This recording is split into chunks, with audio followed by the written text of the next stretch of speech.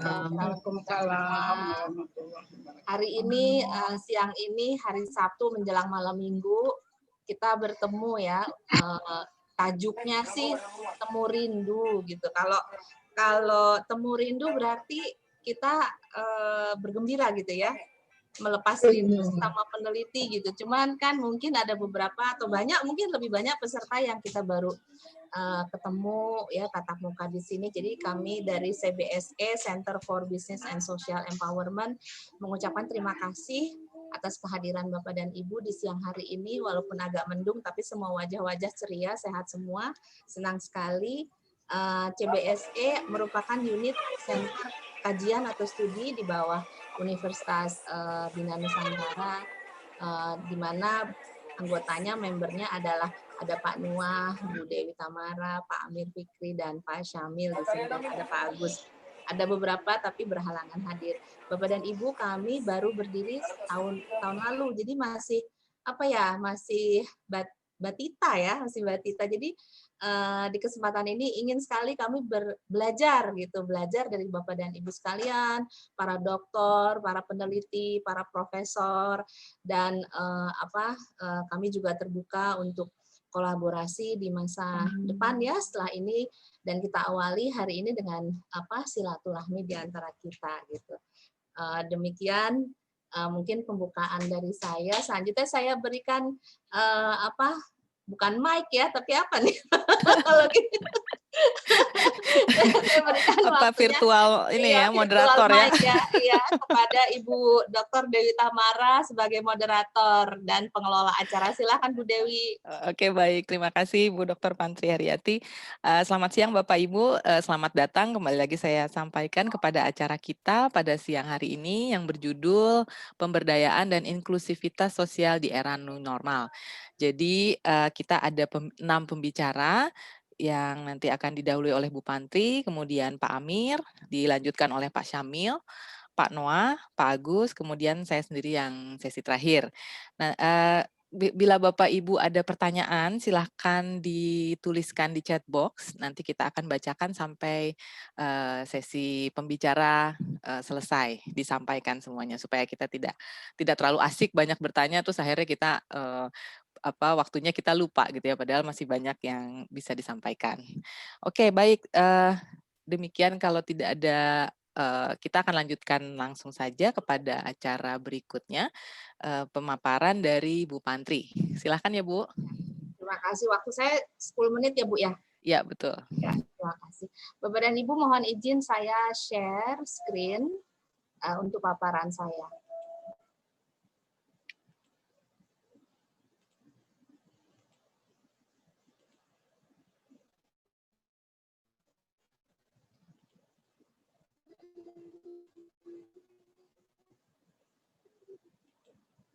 Apakah sudah ada di layar monitor Bapak dan Ibu? Sudah Bu, bagus. Sudah ya? Ya. Oke, ya.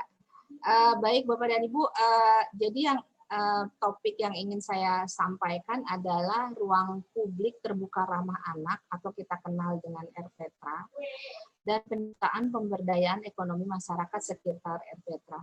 Jadi ini adalah kajian sederhana sekali Bapak dan Ibu yang kami lakukan di RPTRA RPTRA Baung Kebagusan Jakarta Selatan selama 1 tahun terakhir, tapi memang banyak kendala, terutama adalah pandemi. Jadi observasi yang kami harus lakukan, yang tadinya sedianya kami harus lakukan secara mendalam, agak terkendala, tapi alhamdulillah bisa dilakukan in-depth interview dan observasi secara dengan protokol yang COVID yang ketat. Jadi mungkin di sini yang saya sampaikan tidak terlalu dalam, tapi at least saya bisa berbagi lah gitu ya kepada Ibu bahwa RPTRA ini tidak hanya berfungsi sebagai ruang terbuka ramah anak, pusat aktivitas anak, tapi juga selain dari itu bisa menciptakan ekosistem bagi peningkatan ekonomi masyarakat atau warga sekitar RPTRA.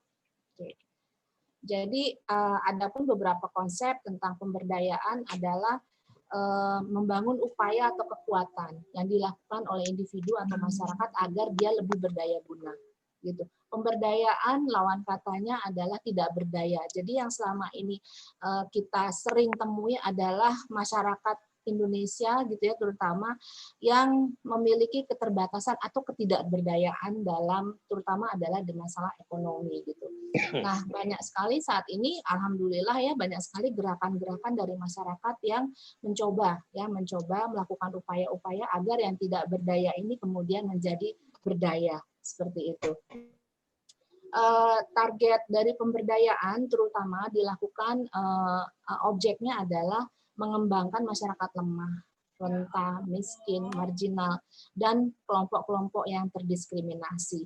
Tidak hanya wanita, tapi seperti yang kita kenal misalnya adalah mereka yang baru keluar dari penjara, seperti itu ya. Biasanya mereka termasuk dalam golongan yang marginal karena seperti sudah tertutup gitu peluang mereka untuk bisa berkontribusi di masyarakat penuh dengan stigma-stigma negatif ya. Nah, ini adalah beberapa kasus-kasus target daripada program-program pemberdayaan. Saya bisa lanjutkan. Beberapa model pemberdayaan masyarakat yang kita kenal dan banyak praktiknya dilakukan adalah model pembangunan lokal atau locality development. Jadi sebetulnya ini yang dilakukan oleh RPTRA gitu ya. Kemudian yang kedua adalah model perencanaan sosial atau social planning mode dan model aksi sosial social action mode. Yang ketiga ini banyak sekali dilakukan oleh terinstitusi, terformalisasi, baik itu oleh social enterprise ataupun NGO yang kita kenal. Oke, adapun konsep ruang publik terpadu ramah anak, RPTRA bukan ide ya, ide waktu itu salah satu kebijakan yang di latar belakangi adanya komitmen dari pemerintah khususnya Pemprov DKI dalam rangka menjamin terpenuhinya kebutuhan hidup khususnya anak usia dini karena hampir tidak sebelum ada RPTRA itu hampir tidak ada fasilitas ya kecuali memang di sekolah-sekolah gitu, sekolah-sekolah TK, SD gitu ya dan sebagainya tapi belum ada ruang publik gitu ya yang memang ramah anak artinya aman kemudian juga sesuai dengan fasilitasnya sesuai dengan kebutuhan atau diperuntukkan bagi anak-anak usia dini. Dengan adanya RPTRA diharapkan anak dapat hidup, tumbuh, berkembang dan ikut berpartisipasi, gitu ya. Ciri khas atau karakteristik dari anak-anak kita itu kan pemalu ya.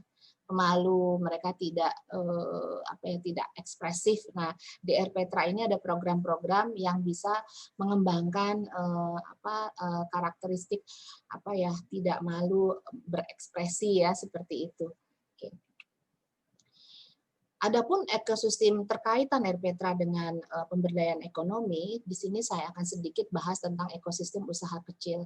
Ekosistem usaha kecil merupakan komunitas ekonomi yang didukung oleh fondasi organisasi. Nah, fondasi organisasi ini di sini adalah RPTRA dan individu yang saling berinteraksi. Jadi dia merupakan organisme dalam dunia bisnis sebetulnya organisme kecil ya kalau kita bicara konteks RPTRA.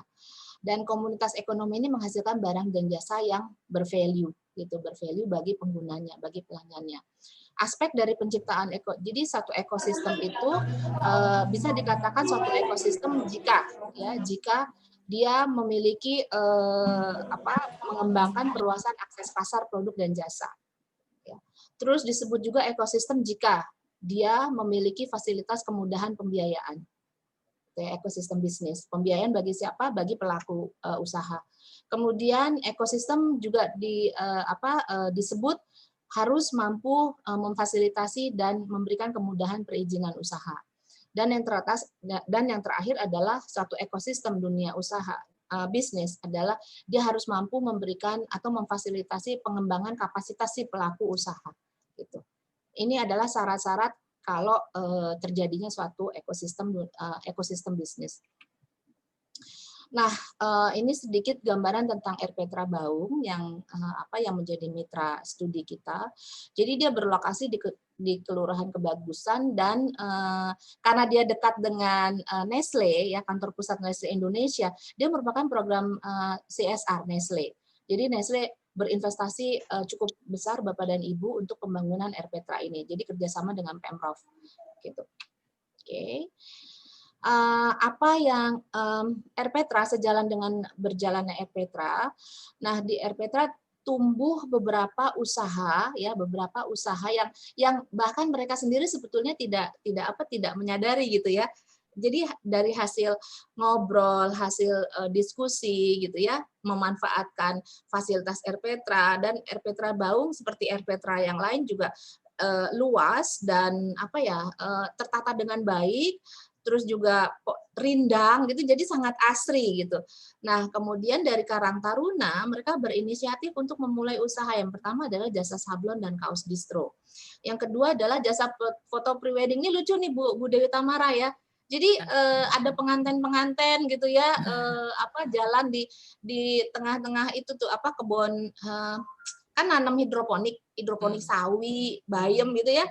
Nah, itu jadi lokasi motret Foto gitu, ya. prewedding, foto mereka, tapi di latar belakangi tanaman kangkung gitu ya. Tapi artistik gitu. Jadi cukup menarik lah ya, dan ternyata cukup memberikan tambahan, walaupun belum signifikan, tapi cukup memberikan tambahan penghasilan bagi si fotografernya dan grupnya, maupun kepada si Rpetra juga, sekaligus juga menjadikan Rpetra itu penuh dengan bertambah aktivitasnya gitu ya. Lalu ini rumah makan Pecak Gabus ini enak banget, saya pernah nyoba di situ, Pak Haji siapa saya lupa gitu ya, tapi di lingkungan Rpetra itu. Jadi memang rumah makan ini sederhana, sudah lama berdiri, tapi semenjak adanya Rpetra itu semakin terkenal gitu, semakin terkenal dan semakin banyak dikunjungi. Jadi kalau jam 1, jam 2 sudah habis tuh Bu Dewi. Jadi kalau kita janjian ke sana sebaiknya jam 11 itu ya, kapan ya nanti ya. Itu enak, recommended, ada rujak Betawinya juga. Nah, apa yang kami lakukan atau dari BINUS yang kami lakukan adalah kami melihat potensi-potensi yang memang masih perlu dikembangkan gitu ya. Kami berpikir langkah apa yang sederhana dulu deh gitu ya, karena kami juga punya banyak keterbatasan tentunya gitu ya. Jadi yang pertama kami lakukan adalah kami mengidentifikasi usaha-usaha ini dan kita bantu pendampingan untuk promosi gitu. Pendampingan untuk promosi ya, promosi produk dan jasanya adalah dengan membuat website resmi Rpetra gitu. Yang menarik adalah karena mitra kami dalam hal ini Rpetra di bawah kelurahan Baung, dan kelurahannya itu sendiri belum punya website gitu. Jadi setelah website Rpetra ini ada, kelurahannya tuh istilahnya agak sedikit merengek, Bu, kelurahan belum punya web, Bu, gitu ya. Jadi ada cerita lucu di situ. Jadi kita bilang, Pak, mungkin untuk program selanjutnya ya gitu ya. Bapak Ibu mungkin kalau nanti tahun depan ada kesempatan, ada peluang. Nah, ini ada ini nih, ada permintaan ya dari Kelurahan Baung, Jakarta Selatan loh. Jakarta Selatan itu kan area yang cukup elit ya. Kelurahannya belum punya website, tapi kita duluin memang karena target kita waktu itu dari CBSE kan pemberdayaan di Rpetranya gitu. Jadi kita buatkan websitenya, kemudian kita beri pendampingan. Jadi kita nggak cuman buatin gitu ya, nggak cuman buatin, tapi ayo adik-adik Karang Taruna, pengurus Rpetra, kita semua harus tahu, harus paham gimana sih manfaat. Jadi memanfaatkan secara maksimal website itu harus buat apa gitu ya. Jadi kita lakukan pendampingan. Beberapa ada pelatihan, dan nanti akan ada pelatihan lagi tanggal 1, rencana 5 Desember.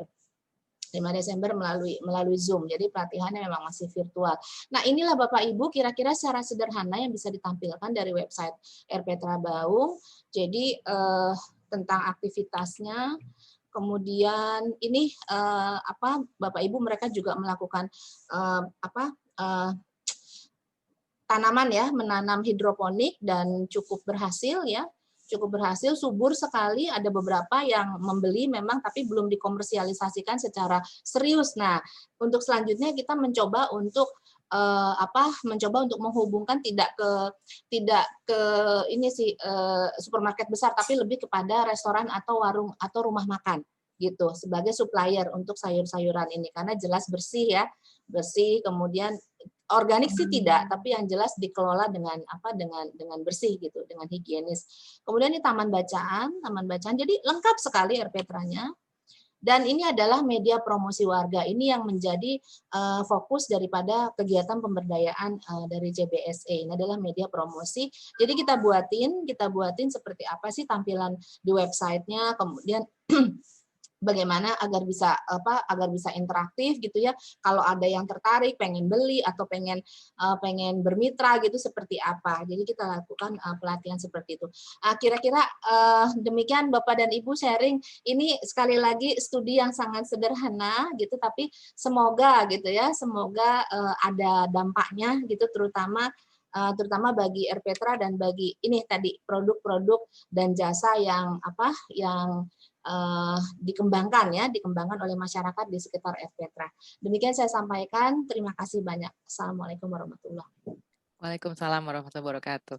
Terima kasih banyak Bu Dr. Pantri, menarik sekali ya untuk pemberdayaan mulai dari lingkungan sekitar ini ya. Mudah-mudahan Ya. kita bisa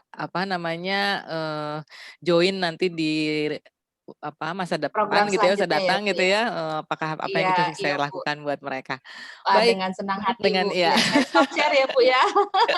Saya juga mengundang Bapak dan Ibu yang lain jika berkenan dan tertarik. Yuk kita bangun bersama, kita kembangkan bersama karena mereka perlu bantuan kita semua. Potensi ada ya Bu, tapi potensi ya itu ada Bu ya. untuk naik kelasnya yang belum. Baik, kita saat ini sudah ada 25 peserta, Bapak Ibu, semakin rame nih ya, temu rindunya kayaknya banyak yang rindu juga. Dengan demikian, oke, kita lanjutkan ke yang berikut, Pak Amir Fikri. Silakan Pak. Ya, apakah sudah kelihatan PPT saya, Bapak Ibu Ya, sekalian? sudah. Ya, sudah Pak. Terima kasih, selamat siang. Assalamualaikum warahmatullahi wabarakatuh. Terima kasih warahmatullahi atas kesempatannya dan senang berjumpa dengan Bapak Ibu sekalian. Jadi nama saya Amir Fikri, Bapak Ibu sekalian. Sebenarnya saya baru 6 tahun terakhir ini sebagai seorang peneliti maupun juga dosen. Namun sampai saat ini saya juga sebagai seorang praktisi di industri perbankan dan juga staf ahli di Badan Usaha Logistik di Bulog seperti itu.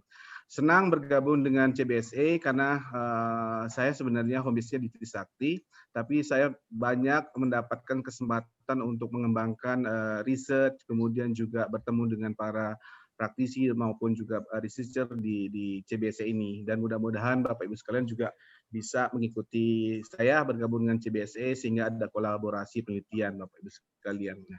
Nah, kalau saya materinya adalah sebenarnya kajian telah sederhana nih Bapak Ibu sekalian, jadi belum mendalami karena memang saat ini masa pandemi, jadi saya melihat adanya fenomena di mana kita banyak sekali kehidupan kita itu berubah ya. Ada lifestyle baru dari mulai bekerja, kita juga belajar, mengajar, berusaha, semuanya berubah seperti itu. Ternyata adanya wabah pandemi ini ada sesuatu yang dampaknya bersifat positif, bermanfaat bagi kita semua ternyata. Jadi itu yang membuat saya berusaha memahami apa yang terjadi pandemi sehingga saya menggali dari kajian-kajian literatur, pustaka, maupun publikasi-publikasi lain. Dan saya menemukan bahwa ternyata peran media online dan digital di new era ini menjadi sesuatu yang penting. Kalau saya lihat dari penelitian-penelitian sebelumnya, sebagaimana Conrad dan Dylan di tahun 2020, dia melakukan penelitian di mana masa pandemi ini ternyata masyarakat itu mulai mengadopsi ya Bapak Ibu sekalian teknologi yang digunakan untuk bekerja. Kemudian juga karena adanya jarang bertemu, dia berusaha untuk menjaga hubungan antara satu sama lain. Bahkan akhirnya juga sistem pendidikan menggunakan teknologi untuk bisa terkoneksi dengan baik. Selain itu juga penelitian Kirelli dan kawan-kawan ya Bapak Ibu sekalian, kita lihat nyatakan bahwa ternyata ICT itu memang memegang peranan lebih tinggi ya pada saat krisis saat ini seperti itu. Kita merasakan meskipun kita kan makhluk sosial ya, ternyata memang penggunaan teknologi menjadi bagian penting dalam kehidupan kita sehingga kita mampu terkoneksi satu sama lain. Dan terakhir Newis menyatakan bahwa sebenarnya pandemi itu memang membunuh kehidupan publik kita di berbagai aspek. Namun ya Bapak Ibu sekalian, di sisi lain juga telah menciptakan jenis kehidupan online baru. Jadi kita punya suatu komunitas yang akhirnya kita rame. Saat ini juga kan kita akhirnya terhubung nih ya. Kenapa akhirnya Bu Pantri menamakan apa namanya forum ini dengan rindu. Memang sudah rindu sekali nih ketemu Bu Pantri dan kawan-kawan para peneliti dan para dosen sejawat maupun juga para praktisi. Nah, jadi benar sekali apa yang sudah disampaikan oleh para peneliti sebelumnya bahwa teknologi memegang peranan penting di dalam masa era pandemi ini. Dan ini adalah kita lihat dari bagaimana media online dan digital juga sangat berperan. Nah, kalau saya bilang tadi bahwa terkoneksi dalam pendidikan, dalam hubungan sosial, ternyata juga kita mengenal ada ekonomi digital yang sekarang ternyata bertumbuh dengan cepat ya dan sangat sangat membantu dalam upaya menghidupkan perekonomian yang kita rasakan mulai tersendat ya seperti itu. Untung dengan adanya internet seperti ini bahwa kehidupan UKM kita berkembang. Nah, ini disampaikan oleh Tapscott sebenarnya tahun 97 itu sudah menyatakan bahwa sebenarnya ekonomi digital adalah bagian kegiatan ekonomi yang didasarkan pada teknologi digital internet ya. Yang ternyata dampaknya sangat kita rasakan pada saat ini ya. Seringkali digital ekonomi kita sebut juga web ekonomi kan seperti itu. Kemudian juga internet ekonomi atau disebut new economy, ekonomi baru yang memang ada di dalam sarana virtual kita. Nah, penelitian Anderson dan Wong tahun 2020 menyatakan bahwa ekonomi digital yang didorong oleh kemajuan dalam ICT ini telah membawa kekuatan kita ke depan untuk menciptakan keadaan normal baru ya, yang Pak Jokowi bilang bahwa kita harus hidup di dalam new era norm seperti ini, bahwa kita harus tetap hidup, tetap survive, ekonomi harus berjalan. Di mana akhirnya perusahaan juga bisa saling bersaing seperti itu. Dan berbagai penelitian lain terkait dengan ICT ini dilakukan oleh Gandasari dan juga Kirali et al. Dengan lebih adaptifnya kita dengan penggunaan teknologi dalam berbagai bidang. Kalau Gandasari dia meneliti di dunia pendidikan seperti itu, ya. Nah, kalau kita lihat lagi dari hasil-hasil survei ya Bapak Ibu sekalian yang saya lihat, saya baca dalam publikasi, ternyata dari hasil World Economic Forum Yield Survey tahun 2020 ini yang dirilis Juni 2020 yang diikuti oleh 70.000 partisipan ya, itu di wilayah ASEAN dan salah satunya adalah orang muda di Indonesia juga yang berusia antara 16 sampai 5 tahun yang menyatakan bahwa hampir 87% terjadi peningkatan penggunaan setidaknya satu alat digital selama masa pandemi ya. Kita lihat saja saat ini. Kan kita mulai senang ya lihat Facebook, Twitter, kemudian WhatsApp, itu kan Instagram. Nah, itu adalah banyak sekali alat-alat digital yang kita gunakan selama masa pandemi untuk membunuh rasa boring ya, kejenuhan kita. Dan digital sosial yang digunakan 4 yang paling populer dinyatakan dalam survei ini adalah ada aplikasi media sosial, pendidikan online, belanja online, dan juga pertemuan virtual. Seperti yang kita lakukan saat ini kan juga pertemuan virtual ya. Kemudian belanja, pasti kalau dulu mungkin ibu-ibu atau juga anak-anak kita yang teenager itu senang belanja online. Ternyata saya juga sekarang belanja online senang karena saya dengan umur di atas 50 seperti ini kan malas keluar ya, takut tercover karena kita punya comorbid, sehingga dengan bertransaksi secara online itu menjadikan kita ketagihan ya. Saya sendiri seperti itu. Kemudian pendidikan online. Nah, kita juga mengajarkan saat ini bertatap muka melalui Microsoft Teams ya, Zoom seperti itu menjadi sesuatu keniscayaan yang memang kita lakukan seperti saat ini ya, Bapak Ibu sekalian. Nah, kalau kita lihat bahwa sebenarnya sosial media dan digital adalah lebih dari yang kita pikirkan ya Bapak Ibu sekalian. Ternyata memang hasil penelitian 60% hidup kita tergantung loh pada Instagram, WhatsApp, media sosial, Pinterest. Coba kita lihat aja, pada saat kita bangun tidur ya kita nyari HP kita ya, smartphone ya, bukan nyari apa yang kita cari misalnya saya mau bangun dulu, mau apa gitu. Tapi yang cari kita HP saya, kita di mana nih? Apakah sudah di-charge semalam atau enggak gitu. Kadang-kadang kita kecewa kalau kita tidak menemukan HP kita seperti itu. Dengan demikian bahwa smartphone itu menjadi bagian dari kehidupan kita karena kita terhubung dengan penggunaan sosial media dan digital. Kalau kita butuh hiburan saja sekarang kan Bapak Ibu sekalian kan gampang ya. Sekarang sudah ada live stream festival seperti itu, bahwa kita juga ke dunia entertain terhubung ya. Kita bisa lihat Ari Lasso, kemudian Ariel Ariel Noah bisa konser, kita lihat dari rumah seperti itu. Kalau dunia pendidikan kita gunakan apa? Via Zoom, Google Meet, MS Teams, yang kita gunakan dari mulai anak-anak kita di SD, SMP, SMA sampai juga perguruan tinggi. Nah, itu adalah sesuatu yang memang lebih dahsyat ya dari perkiraan kita sebelum masa pandemi. Nah, kalau dari UMKM nih, usaha menengah kecil yang ada saat ini ya, ternyata memang ini bertumbuh ya Bapak Ibu sekalian, bertumbuh sangat pesat, hampir 80% itu UKM sudah apa ya? Sudah menggunakan internet ya untuk usaha selama mereka pandemi ya. Kalau kita lihat apa yang dikatakan oleh UMKM bahwa dirasakan bahwa internet itu menjadi bagian penting karena mereka bisa mengikuti perkembangan teknologi gitu, sekitar 78,6%. Kemudian juga para pelaku UMKM itu ternyata mereka yang skala mikro itu bisa akses aplikasi tanpa bantuan orang lain, itu yang membuat UMKM kita berkembang seperti itu. Ya, kemudian apa lagi ya, dampak kepada usaha mereka ya. Menurut mereka dinyatakan 81,5% itu leluasa mencari konsumen ataupun pemasok ya.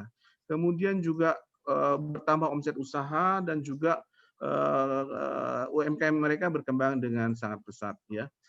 Sarana-sarana yang mereka gunakan apa saja sih oleh UMKM itu? Ternyata mereka lebih banyak menggunakan media sosial ya Bapak Ibu sekalian, 91%, kemudian e-commerce 35%, 19% dengan aplikasi mereka sendiri seperti itu. Itu adalah hal-hal yang penting di mana masa pandemi membawa berkah ya bagi para pelaku UKM. Nah, kalau kita telah lebih lanjut ya dari publikasi yang kita baca dalam artikel, jurnal maupun juga dalam publikasi biasa di media-media, itu kita lihat bahwa ternyata ada keberkahan tapi juga ada sedikit musibahnya juga ya. Kadang-kadang ada berita hoax ya di sosial media. Ada sesuatu yang sesuatu yang masalah yang ternyata membawa dampaknya tidak cukup baik untuk kita semua. Seperti misalnya kadang-kadang data kita diambil ya, WA kita tahu-tahu di-hijack orang sehingga kita ada pelaku yang menggunakan nama kita untuk keuntungan pribadi mereka. Seperti misalnya meminta sumbangan, meminta kirim sesuatu kepada yang sebenarnya bukan kita pelakunya. Kemarin juga saya melihat ada ya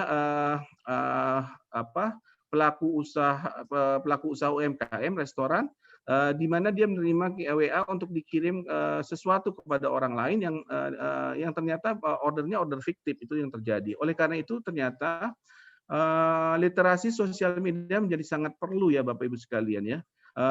Melalui literasi diharapkan kita bisa meminimalisir hal-hal yang bersifat negatif, bias dan juga terdistorsi seperti itu.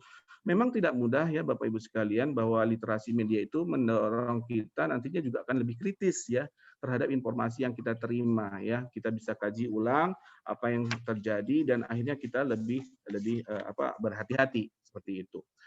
Nah, kemudian juga kita lihat nih ada hal-hal yang tidak terduga ternyata di dalam masa normal baru itu, kalau kita lihat ternyata terjadi disrupsi media Bapak Ibu sekalian ya, terjadi perubahan di dalam media. Data Nielsen di semester awal tahun 2020 dia nyatakan bahwa penetrasi penggunaan media sosial mencapai 80%, sedangkan media mainstream televisi di peringkat kedua sebanyak 77%. Kalau kita lihat memang sebelum pandemi itu memang digitalisasi untuk media cetak, mau elektronik maupun cetak menjadi sesuatu yang sangat perlu ya. Tapi sekarang ternyata dengan pandemi ini menjadi sesuatu yang sangat penting lagi. Diskusi TV yang tadinya ditinggalkan sudah mulai bertumbuh dengan cepat lagi hingga dia naik nih di masa pandemi ini. Ya seperti itu. Mungkin karena orang-orang sudah mulai bosan ya di rumah, apalagi yang mesti ditonton gitu. Tidak hanya YouTube, tapi ternyata TV juga berkembang juga seperti itu. Nah, hal-hal sedemikian sebenarnya bisa digunakan oleh pemerintah ya, apalagi di dalam masa pandemi ini untuk sebagai sarana untuk mengedukasi ya supaya orang menggunakan media-media itu secara benar sehingga pemerintah juga sebenarnya terbantu dengan adanya penggunaan literasi media yang tepat di dalam kondisi saat ini. Pak Arief, Kemudian mohon maaf waktunya 1 oh, menit dikit lagi lagi. ya? Iya. Kemudian oke, kita percepat saja. Kemudian apa lagi yang terjadi? Sebenarnya terjadi digitalisasi di era normal baru. Kita lihat bahwa adanya ekonomi digital di mana UMKM bertumbuh dengan sangat pesat dikarenakan memang bisnis digital bisa menghemat biaya operasional karena tidak perlu menyewa toko fisik ya. Kemudian juga kita bisa lebih cepat menjangkau konsumennya. Kemudian kita lihat juga ada digitalisasi pembayaran. Kalau misalnya kita lihat sekarang kan gampang ya bayar-bayar ya, kita pakai OVO, GoPay gitu kan ya. Kemudian Dana, ShopeePay gitu, sesuatu yang akhirnya menurut saya sih sangat memudahkan kita ya untuk bertransaksi, apalagi pada saat pandemi kita menghindari kontak langsung dengan orang lain ya. Kemudian digitalisasi merek kita lihat Bapak Ibu sekalian, banyak sekali merek-merek yang berkembang dengan pesat dengan adanya pandemi ini melalui media-media sosial ya. Kalau kita lihat ibu-ibu mudah mengenai Tanihub, kemudian kemudian sayur box dan itu sesuatu merek yang terkenal di mana mereka menjual secara online untuk barang-barang kebutuhan kita untuk sayur dan buah segar seperti itu. Kemudian kita lihat kalau misalnya orang bertransaksi di pelabuhan ya misalnya untuk ekspor impor itu kadang-kadang tatap muka menjadi sesuatu yang penting ya. Namun juga demikian kita mendapatkan sesuatu yang baru di saat ini di pelabuhan kita tidak perlu datang langsung ke pelabuhan tapi kita bisa melakukan ekspor impor melalui sarana-sarana yang memang sudah disediakan di pelabuhan dan itu sudah di-encourage oleh pemerintah. Kemudian Bapak Ibu sekalian kalau di industri manufacture mulai sekarang juga dengan pandemi memang terjadi pengurangan karyawan, buruh dan lain-lain. Tapi memang penggunaan sesuatu yang IoT itu menjadi Internet of Things itu menjadi penting ya, menjadi otomatisasi meskipun memang dampaknya mengurangi jumlah pegawai atau buruh seperti itu. Kalau kita lihat di digitalisasi sektor keuangan, kita lihat ya penggunaan mobile banking, internet banking itu bertumbuh sangat besar ya Bapak Ibu sekalian. Kita malas kan ya ketemu ke bank lagi ya, antri gitu ya, ketemu banyak orang sehingga menjadikan sektor keuangan ini berkembang dengan program digitalnya. Kita lihat ini adalah data-data yang dikeluarkan oleh OJK ya Bapak Ibu sekalian terkait dengan transaksi mobile banking yang tumbuh melebihi dari biasanya. Kemudian nah, terakhir ini Bu Dewi, mengenai digitalisasi pendidikan dan pengajaran. Kita mengenal adanya dulu konvensional tatap muka, kalau sekarang sudah kita bisa melakukannya secara interaktif ya. Ada konsep daring dan luring ya, seperti itu. Pembelajaran juga menjadi sesuatu yang penting bagi kita para pengajar, dosen, guru, sehingga kita juga kemampuan penggunaan aplikasi komputer, aplikasi-aplikasi lain yang membuat kita lebih berinteraksi menjadi penting. Jadi beberapa kegiatan yang bisa kita lakukan secara digital melalui pendidikan. Yang terakhir adalah sebenarnya bagaimana sih kita harus mensiasati penggunaan IoT internet ini ke dalam kehidupan sehari-hari melalui penggunaan sosial media dan digital, bahwa akhirnya kita harus mengenal yang kita sebut digital identity ya Bapak Ibu sekalian. Yaitu kita harus mampu memilah identitas yang boleh dibagikan. Kemudian juga kita sebut digital safety. Kita harus kita harus bisa mampu mendeteksi konten beresiko seperti itu. Kemudian juga digital use Bapak Ibu sekalian. Kita harus menyeimbangkan nih penggunaan waktu berdigital, jangan terlalu main banyak juga digital sehingga melupakan interaksi. Kemudian ada juga digital security ya. Kita mampu mendeteksi ancaman cyber dan juga melindungi akun dan juga gawai kita ya, smartphone kita dari ancaman-ancaman yang memang membahayakan. Kemudian juga kita bisa mengenal yang disebut digital emosional, yaitu di mana kita harus mampu berempati dan berhubungan baik secara online. Nah, itu gimana? Itu sebenarnya memerlukan kajian sendiri yang penting untuk kita lakukan penelitian ya, Bapak Ibu sekalian. Terakhir ada digital communication, kita mampu berkomunikasi dan berkolaborasi melalui media-media ini. Dan terakhir adalah digital literasi. Kita mampu memahami cara memperoleh dan menyaring info yang benar sehingga apa yang kita laksanakan sesuai dengan track-nya. Demikian sih Ibu Dewi Tamara yang bisa saya sampaikan terkait dengan telah ringkas saja yang mudah-mudahan mengencourage kita untuk melakukan pendalaman terhadap apa yang saya sampaikan dalam bentuk kajian-kajian mendalam penelitian-penelitian lebih lanjut. Seperti itu Bapak Ibu sekalian. Ya, demikian ya, mudah-mudahan bermanfaat apa yang saya sampaikan sebelumnya. Terima kasih. Baik, terima kasih Pak Dr. Amir Fikri. kita nanti bisa banyak berdiskusi mengenai hal itu ya Pak ya. Baik, Ya, kita lanjut ke pembicara berikutnya, Pak Ahmad Syamil PhD. Silakan Pak Syamil. Terima kasih. Slide saya kelihatan ya? Sudah Pak, tinggal di slideshow. Oke, terima kasih. Jadi topik saya business process improvement ya.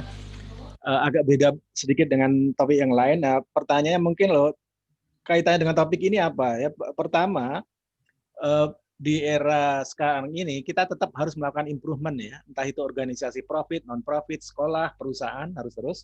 Kedua kalinya, ada beberapa metode proses improvement itu inklusivitas sosialnya itu berbeda-beda ya.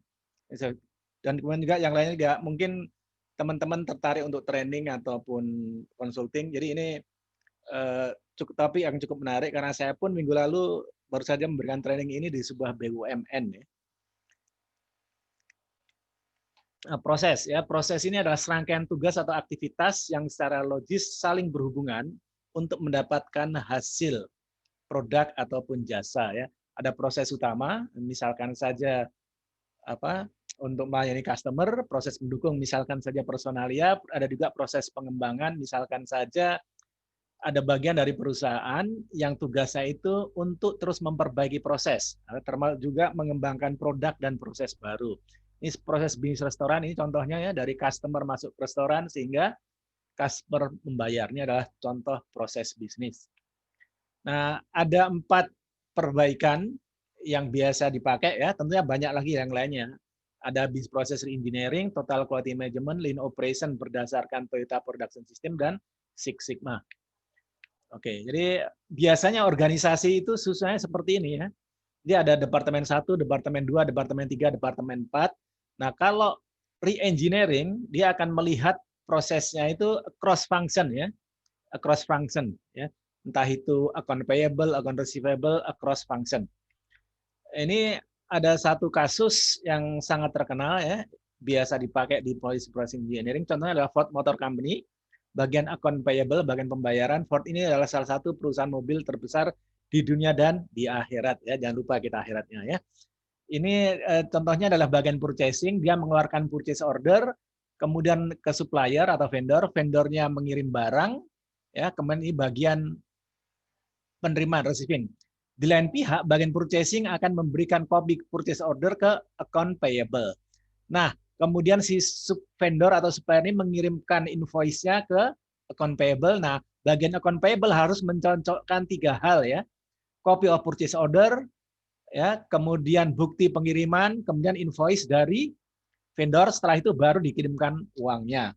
Nah, setelah proses re-engineering, inilah yang terjadi. Jadi dari ini mereka harus punya database ya, komputer harus biasanya bagian dari business process engineering. Jadi bagian purchasing pertama-tama ngirim order ke vendor atau supplier, vendornya mengirim barang, ya, kemudian barang itu diterima, buktinya langsung masuk ke database, kemudian langsung diambil oleh account payable, bagian pembayaran, account payable langsung bayar ke vendornya. Jadi proses ini apa akibatnya? Jadi sebelum terjadi proses re-engineering, Ford Motor Company itu butuh kira-kira 500 pegawai yang cuma ngurusin pembayaran ke supplier, prosesnya itu lambat dan sering terjadi mismatch. Ya. Jadi antara dokumen satu dengan dokumen lainnya salah. Ya. Nah, setelah business process engineering dilakukan pengurangan karyawan besar-besaran sebanyak 75%, invoice dihilangkan, semuanya elektronik, ya, kemudian akurasinya jelas sangat bertambah dengan baik. Nah, yang lainnya lagi ya, waktunya hanya 10 menit untuk menerangin semua, bayangin ya. Jadi ini Six Sigma di MSI, Define, Measure, Analyze, Improve, Control, dikembangkan pertama kali oleh Motorola, kemudian dipopulerkan oleh General Electric, dipakai di banyak tempat ya. Intinya adalah dia untuk mengurangi kesalahan, mereduksi variasi itu kita harus berbasis data ya.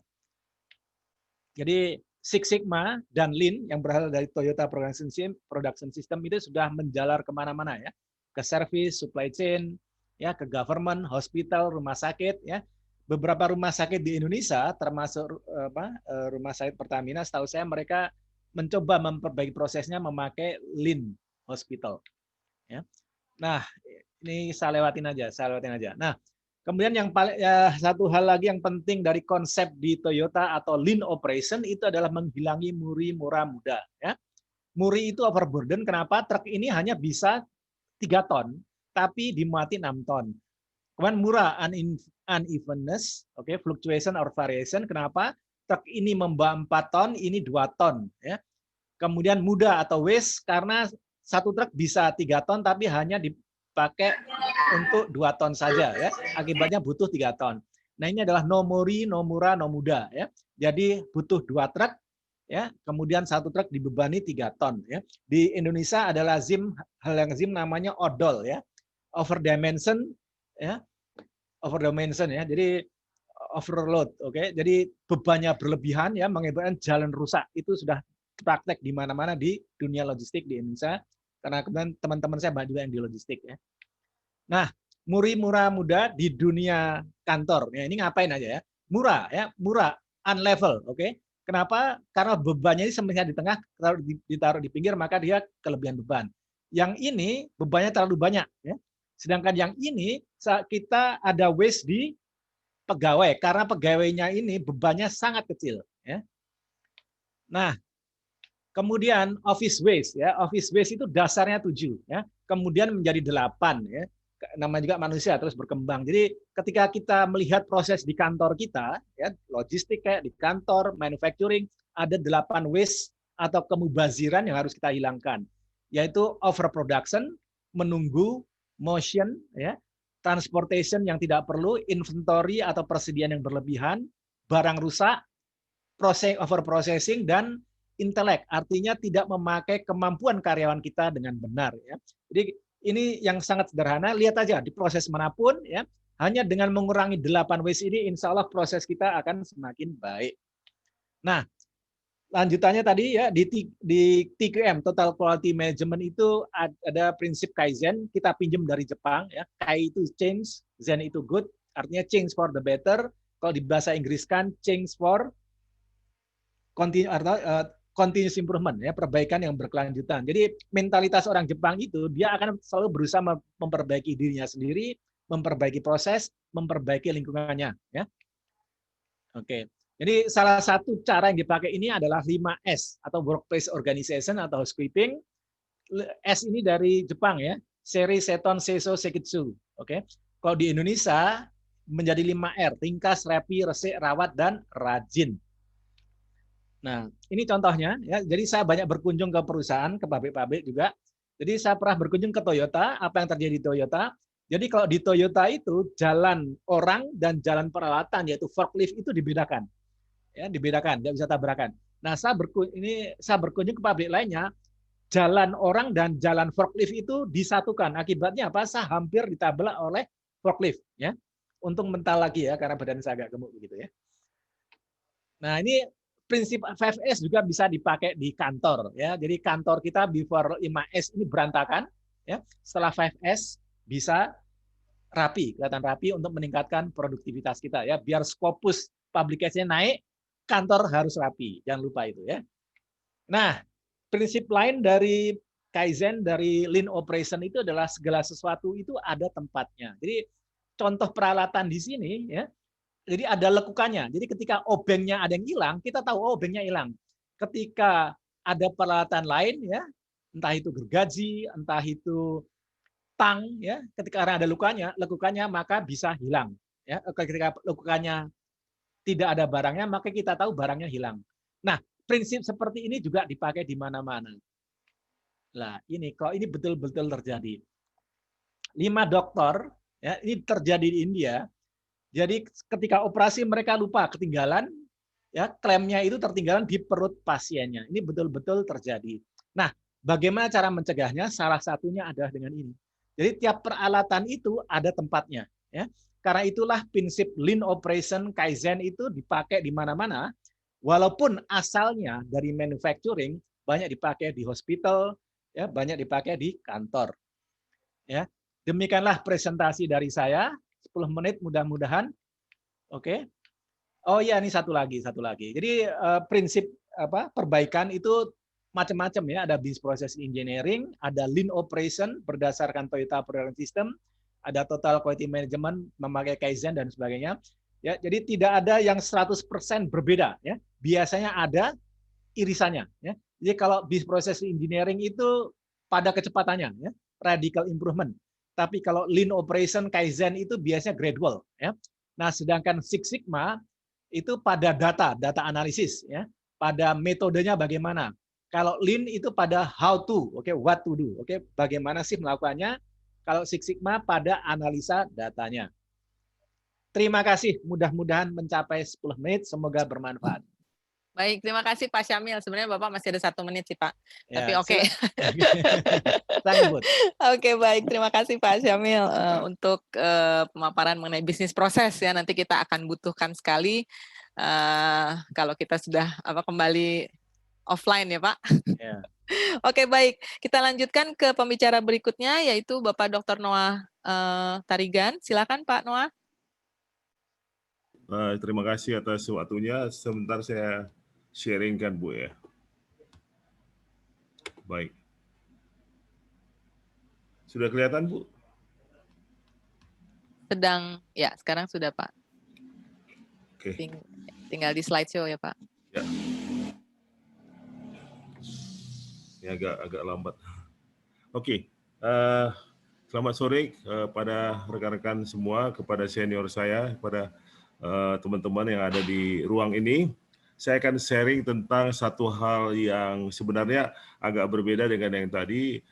Ini lebih kepada bagaimana kita concern terhadap masalah-masalah selama COVID-19 yang juga saya sudah teliti beberapa bulan ini bahwa ternyata banyak sekali yang realitanya bahwa banyak dari kelompok-kelompok masyarakat yang dinamakan disabilitas atau mungkin dari kelompok-kelompok rentan itu mengalami kesulitan dalam memahami, dalam mengikuti acara-acara pemberdayaan dan juga kepada isu-isu yang berhubungan dengan pendidikan di Indonesia. Saya sebenarnya cukup bervariasi pekerjaan saya, tapi saya melihat bahwa semua beberapa hal yang sudah saya terima itu mempunyai satu titik yang bagus kepada satu tujuan yang baik. Dan kita lihat bahwa inklusi itu dipahami sebagai pendekatan ya, pendekatan sebentar ya, dalam membangun dan mengembangkan lingkungan terbuka. Jadi seperti kita ketahui bahwa sustainable itu bukan bicara tentang hanya manusia, tapi juga bukan bicara tentang lingkungan, bukan bicara tentang iklim dan lain-lain, tapi juga bicarakan tentang manusia itu sendiri. Mengajak masuk dan mengikutsertakan semua orang dari berbagai latar belakang, karakteristik, ya, kemampuan status, kondisi etnik, gender, dan budaya dalam lingkungan sosial. Kita tahu tentang itu. Nah ini saya sebenarnya foto saya. Selama 3 tahun ini saya selalu dengan memakai kursi roda, dan saya sambil saya mengalami situasi seperti itu, saya sambil mempelajari. Dan benar, memang ragam penyandang disabilitas itu kalau kita lihat ada 5 bagian besar, dan itu menurut Undang-Undang nomor 8 tahun 2016. Di situ ada dikatakan tentang fisik, intelektual, mental, sensorik, dan ganda. Jadi ini adalah bagian daripada awal tentang apa itu disabilitas. Kita lihat pemahaman dari beberapa anak-anak yang sebenarnya kita lihat secara kualitatif, kita bisa melihat bahwa di sini dikatakan ada beberapa orang yang bertanya atau merespon tentang beberapa masukan tentang pendidikan, dan ada katanya ya itu yang lebih ke SLB ya, sekolah luar biasa, yang sebenarnya banyak sekali ada selama ini. Tapi hasilnya apakah luar biasa? Nah itu sebenarnya harus kita pelajari. Jadi apakah pemimpin itu akan orang yang tinggal di sekolah atau belajar di sana bisa lebih luar biasa?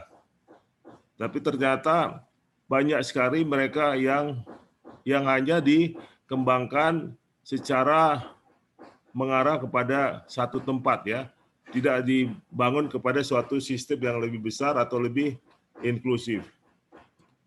Kita lihat bahwa Indonesia adalah bagian daripada Asia Tenggara, dan Asia Tenggara itu banyak sekali dengan penduduk yang luar biasa dan saling ragam ya, dan jumlah penduduknya ada sekitar 600 atau sampai 671 juta, hampir sampai hampir 1 miliar, dan itu merupakan saingan terbesar juga kepada China dan kepada India. Dan di situ dilihat bagaimana populasi manusia yang tinggal di sana, dan kita lihat juga bagaimana kondisi dari disabilitas ya, dan yang rentan yang tinggal di Asia Tenggara. Kita lihat juga bagaimana gerakan-gerakan dari masyarakat yang begitu luar biasa, dan disabilitas adalah salah satu gerakan yang cukup bergerak dengan sangat dinamik pada akhir-akhir ini. Dan aspek inklusi itu bisa kita katakan dengan masukan atau pendapat dari info dari yang kita terangkan di sini, yaitu terbuka, harus ada penghargaan dan kesetaraan. Jadi kesetaraan itu adalah memposisikan entitas manusia sebagai individu, memiliki hambatan personal yang berbeda, bisa karena usia, pengetahuan jarak, kondisi, jarak, dan komunikasi. Setiap orang berhak atas kesempatan yang sama, memiliki martabat sebagai manusia seutuhnya. Kita lihat bahwa inklusi itu adalah kalau misalnya mereka diterima dengan baik, dengan keberagaman yang baik, dan perbedaan dan dengan wajar, mereka dapat mandiri. Dan kita harapkan juga, saya kira manusia Indonesia harus menjadi mandiri. Dan kesimpulan yang saya lihat dari beberapa Zoom yang saya laksanakan dengan beberapa komunitas dan beberapa institusi, puncaknya adalah bagaimana sebenarnya kita merespon terhadap dunia universitas atau dunia perguruan tinggi. Ya, kita lihat di sini adalah dengan afirmasi action, itu adalah salah satu kita atau mahasiswa itu atau universitas itu dapat membuka peluang bagi penyandang disabilitas. Memastikan bahwa semua pihak universitas memahami tentang disabilitas dan inklusi sosial. Memastikan bahwa aksesibilitas dan akomodasi yang layak tersedia. Adanya kurikulum dan metode perguruan in-class atau out-class yang disesuaikan dengan ragam disabilitas. Membangun dukungan dari teman sebaya untuk memperlancar proses belajar mengajar, dan menginisiasi unit layanan disabilitas. Ya, saya lihat beberapa universitas belum mendapat kesempatan yang bagus untuk membuat layanan disabilitas ini.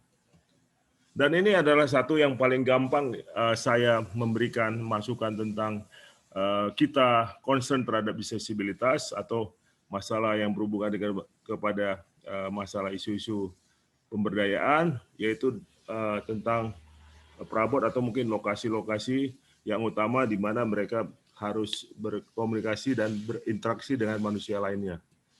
Kita lihat di sini adalah pemakaian seperti braille atau mungkin tempat atau kursi yang tidak terlalu tinggi. Ya, semoga bisa mereka berinteraksi dengan beberapa alat yang ada di kantor atau mungkin di sekolah. Dan begitu juga dengan kamar mandi yang cukup besar. Jadi jangan sampai sempit seperti ini. Saya lihat beberapa itu bermasalah. Padahal itu adalah saat utama, ya. Misalnya di airport sendiri kan, orang turun dari pesawat mau buang air kecil atau mungkin seperti untuk orang yang berkursi roda, sangat sulit untuk bisa masuk ke dalam ruangan WC gitu. Dan juga ini adalah contoh bagus bagaimana ruang-ruang tertentu yang mengakomodir terhadap situasi seperti itu. Jadi berarti kalau secara knowledge management kita harus bicara tentang public sector private, dan education, especially inclusive education. Jadi kita nggak bicara lagi tentang education saja, tapi kita juga harus mencari untuk anak-anak berkebutuhan khusus yang bukan saja disabilitas. Jadi orang-orang yang rentan atau mungkin yang marginal juga diberikan akomodasi yang bagus. Jadi kita lihat adalah rentannya manusia itu being vulnerable terhadap sesuatu yang sebenarnya merupakan suatu hal yang biasa bagi kita. Ya, manusia itu tidak ada yang tidak rentan. Sampai tua juga dia pasti mengalami rentan, dan itu sangat penting harus kita perhatikan secara baik. Di sini saya akan langkai aja. Ini adalah satu artikel, beberapa artikel yang saya dekatin atau saya ambil dari beberapa jurnal-jurnal atau mungkin beberapa informasi yang saya dapatkan dari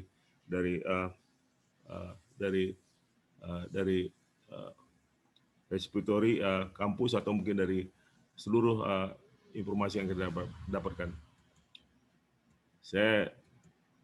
Ini adalah bagaimana kita mencoba supaya guru-guru atau juga dosen itu juga concern terhadap masalah-masalah ini, dan sehingga kita bisa komunikatif dan bisa mengembangkan masyarakat atau mungkin komunitas atau mungkin disabilitas itu menjadi lebih berdaya dan dapat dikembangkan kemampuannya secara berkelanjutan.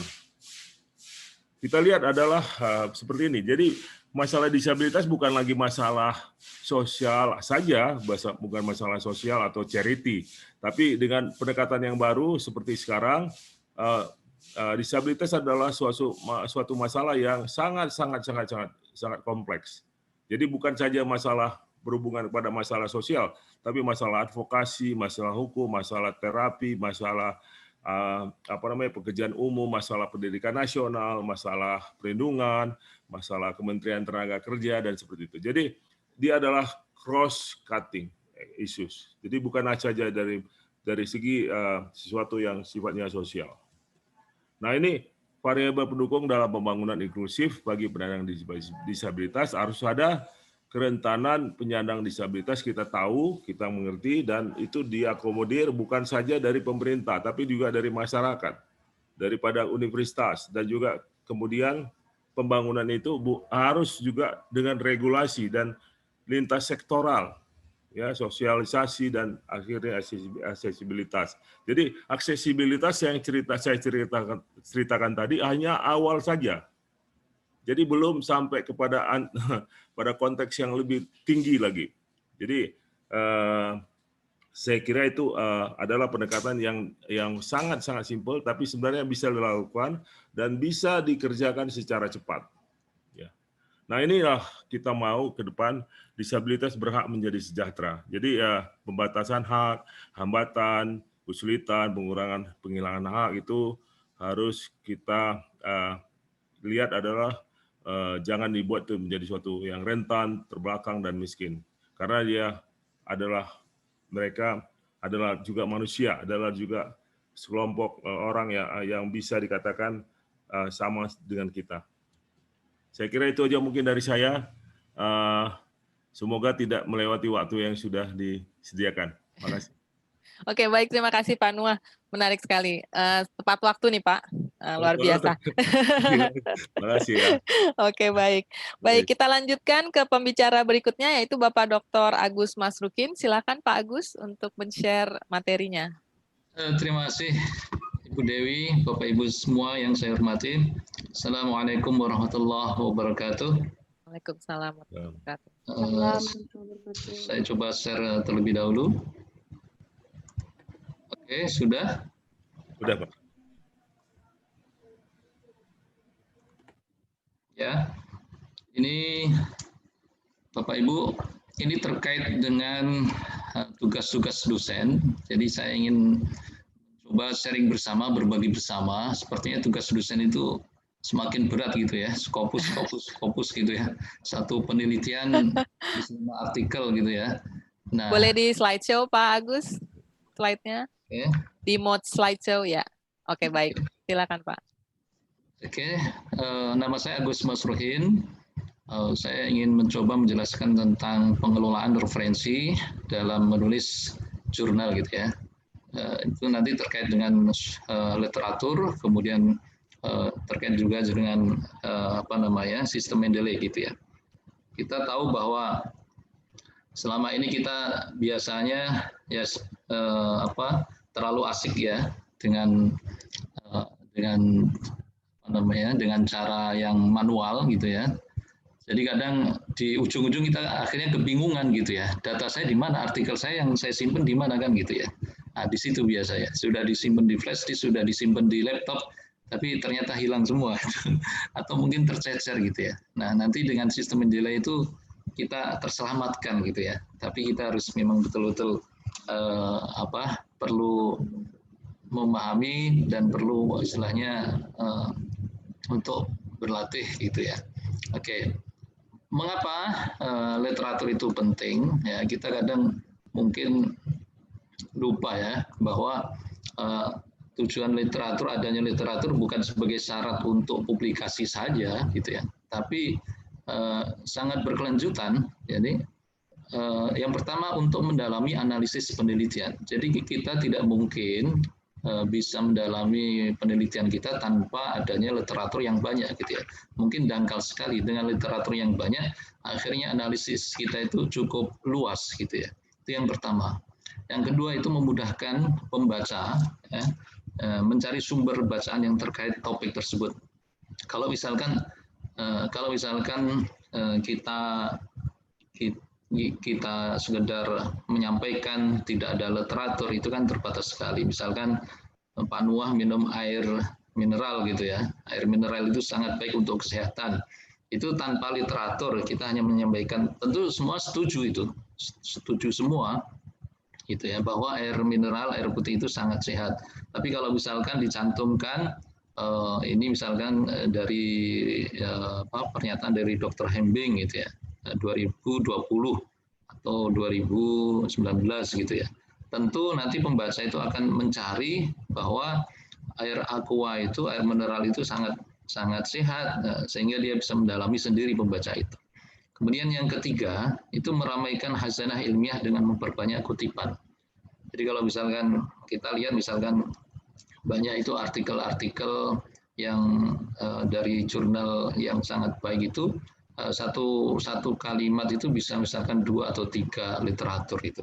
Jadi kalau misalkan kita masih misalkan 1 paragraf atau 2 paragraf itu 1 literatur, saya kira juga masih kurang itu. Jadi akhirnya kita kadang kesepian sendirian. Jadi alangkah baiknya kalau kita meramaikan literatur itu di setiap kalimat atau paragraf kita.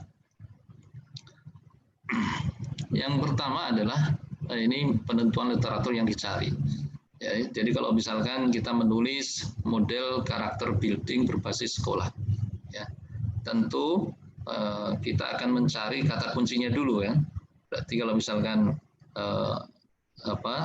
kata kuncinya sekolah dan CB, ya, berarti kita harus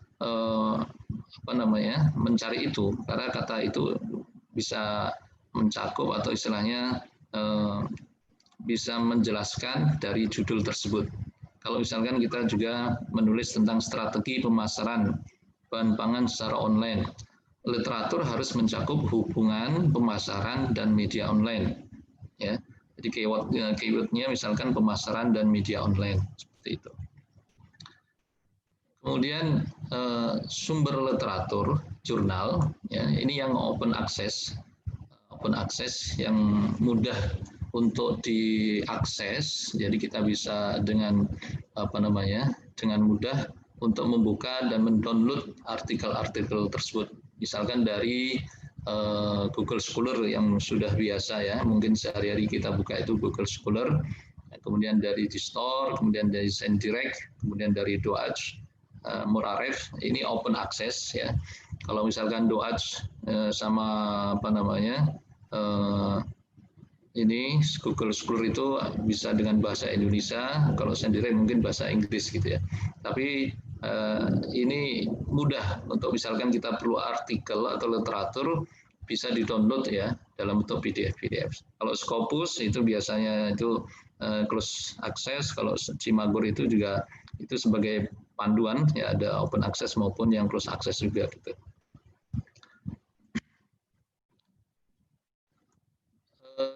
Literatur buku itu bisa dari book Google bisa, atau mungkin dari Bookvi ya.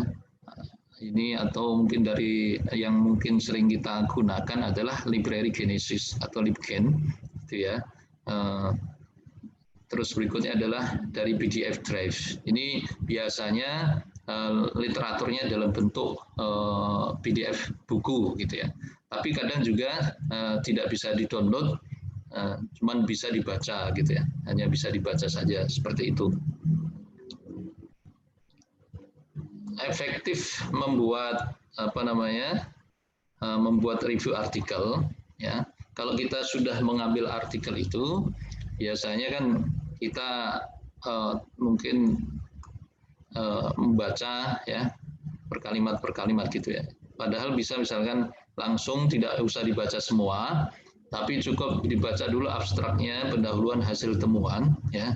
Apakah itu sesuai dengan yang kita cari, ya, topiknya sesuai dengan kita cari, misalkan topiknya tentang karakter building, langsung aja pakai Ctrl F, misalkan karakter building dari situ, maka bisa ditemukan ya mungkin sumber yang kita cari tersebut. Kemudian kita baca satu kalimat atau dua kalimat dari kata kunci itu ya. Karena biasanya satu artikel itu kan memerlukan 30 referensi atau mungkin bisa lebih sampai 40 atau 50. Nah, kemudian kita kalau menulis review untuk 30 artikel kan begitu lama. Maka yang namanya istilahnya misalkan penggunaan yang sederhana, misalkan Ctrl F atau misalkan dengan mendelay, itu bisa menyingkat waktu yang kita butuhkan. Karena satu artikel biasanya terdiri dari 1.000 atau 1.300 review artikel.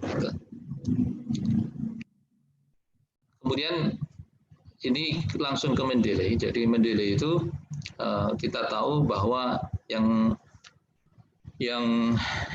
mungkin aplikasi yang sampai saat ini yang memudahkan untuk para researcher atau para dosen ya adalah dengan aplikasi Mendeley. Mendeley adalah seperangkat alat yang membantu kolaborasi informasi dan kutipan. Mendeley memudahkan pengguna untuk mengumpulkan dan menyimpan kutipan sumber. Ini bahannya sebenarnya langsung bisa dengan menggunakan praktek langsung ya. Di sini kalau misalkan Bapak Ibu sudah ada Mendeley bisa langsung dipraktekkan, tapi kalau misalkan belum ada bisa klik download Mendeley di desktop, kemudian nanti langsung dimasukkan di Word ya, di tool Mendeley itu ada yang namanya install Microsoft Word di situ misalkan seperti itu.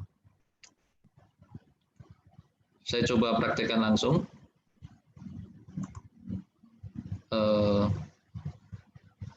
Saya ke Mendeley.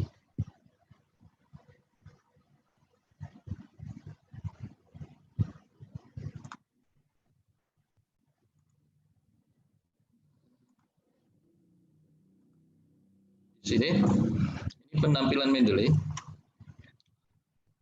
Jadi kalau misalkan kita sudah melakukan download itu, kemudian kita sudah Microsoft Word-nya, kita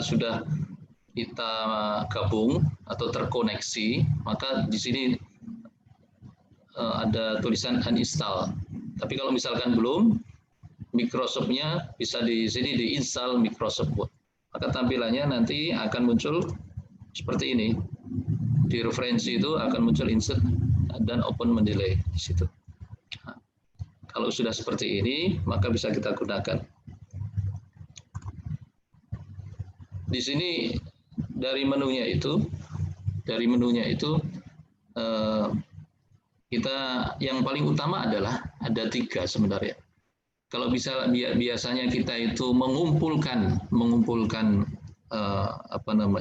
artikel-artikel itu di folder komputer, maka kita folder artikel itu kita masukkan di sini di add file atau dengan add folder atau dengan manually seperti itu, ya.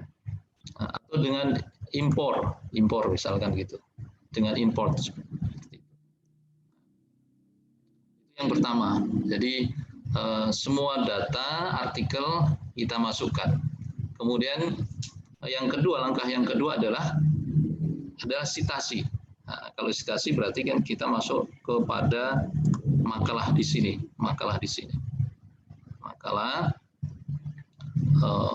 Baru nanti kita insert, misalkan seperti ini, dan kita ke go to Mendeley di sini, ya kan? Nanti akan tampil seperti footnote atau endnote. Kemudian kalau misalkan dia dibuka insert bibliografi, nanti akan muncul juga referensi seperti ini, seperti itu.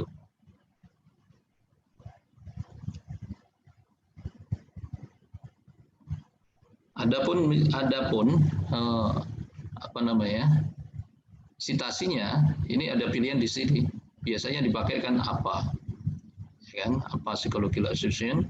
Kalau misalkan yang lain bisa saja kalau sitasinya menggunakan footnote bisa modern humanities atau mungkin Chicago, atau yang biasanya pakai nomor 1, 2, 3 itu pakai natur seperti itu.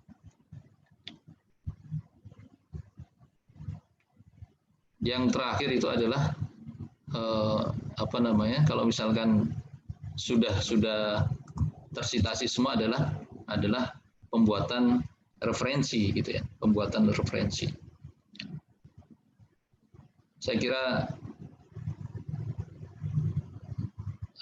itu saja, Bu. Mungkin kalau saya praktekin nanti waktunya tidak cukup gitu ya. Jadi sekilas saja gitu. Terima kasih Bapak Ibu, Ibu Dewi yang sudah memberikan waktu kepada saya. Oke, baik. Terima kasih Pak Agus. Ya Pak, saya jadi tahu nih Pak gimana cara pakai Mendeley. Nanti mungkin lain waktu Bapak bisa sharing full version ya Pak untuk penggunaan Mendeley sampai jadi sebuah referensi yang lengkap dalam paper. Siap, Bu. Baik, terima kasih Bapak Ibu. Sampai ke giliran saya, izinkan saya share screen.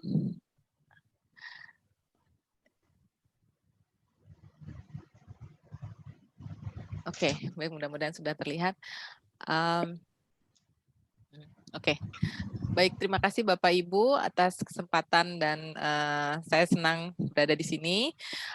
Judul yang saya ingin share pada sore hari ini adalah modal sosial dan literasi keuangan. Kenapa? Karena topik dari tema kita sore temu rindu peneliti kali ini adalah inklusivitas, dan saya tertarik bagaimana menghubungkannya dengan literasi keuangan karena lebih pada latar belakang saya di finance.